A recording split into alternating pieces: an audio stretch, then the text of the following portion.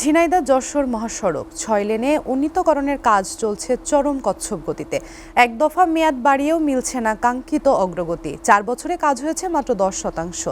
জমি হস্তান্তর নিয়ে জেলা প্রশাসন ও সড়ক বিভাগের পাল্টাপাল্টি দাবিতে ঝুলে আছে পুরো প্রকল্প। ফলে ধুলাবালি আর খানাখন্দে প্রতিনিয়ত চরম ভোগান্তিতে পড়ছেন মহাসড়কে চলাচলকারীরা। ঝিনাইদহ থেকে ফয়সাল আহমেদের পাঠানো তথ্য ও ভিডিও চিত্রে ডেস্ক প্রতিবেদন জানাচ্ছেন খন্দকার দেলোয়ার জালালী।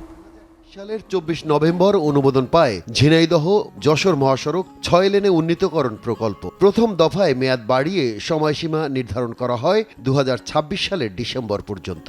তবে ৪ বছর পার হলেও কাজের অগ্রগতি মাত্র ১০%। ফ্লাইওভারে পাইলিং আর কালভার্টের কিছু অংশ দৃশ্যমান হলেও মূল সড়কের উন্নয়নের কাজ এখনো অধরা। ধুলোবালি আর খানাখন্দে ভরা এই সড়কটি এখন পরিণত হয়েছে জীবনের ঝুঁকিতে।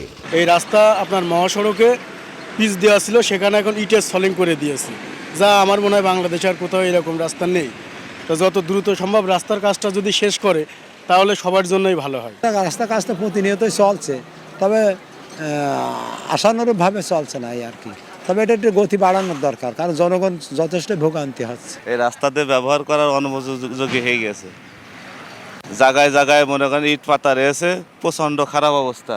ওই দেখেন ওই যে রাস্তায় ওইভাবে রেখে দিয়েছে, আজ ৬ মাস হয়ে গেল। খুব তাড়াতাড়ি আমাদের যেন নতুন রাস্তা হিসেবে উপহার দেয়।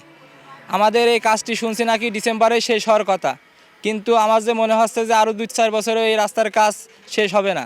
ধীরগতির কারণ নিয়ে রয়েছে দুপক্ষের ভিন্ন মত। জেলা প্রশাসন বলছে প্রকল্প বাস্তবায়নে জমি ইতোমধ্যেই বুঝিয়ে দেওয়া হয়েছে। আমাদের ঝিনাইদহ এবং যশোর যে 6 লেন প্রকল্প, সেই 6 লেন প্রকল্পের ভূমি অধিগ্রহণের কাজ ইতিমধ্যে সম্পন্ন হয়েছে। আমরা মিনিমাম ৬ থেকে ৭ মাস আগে আমাদের প্রথম ফেজ সেটি আমরা উইকেয়ার প্রকল্পকে বুঝিয়ে দিয়েছি।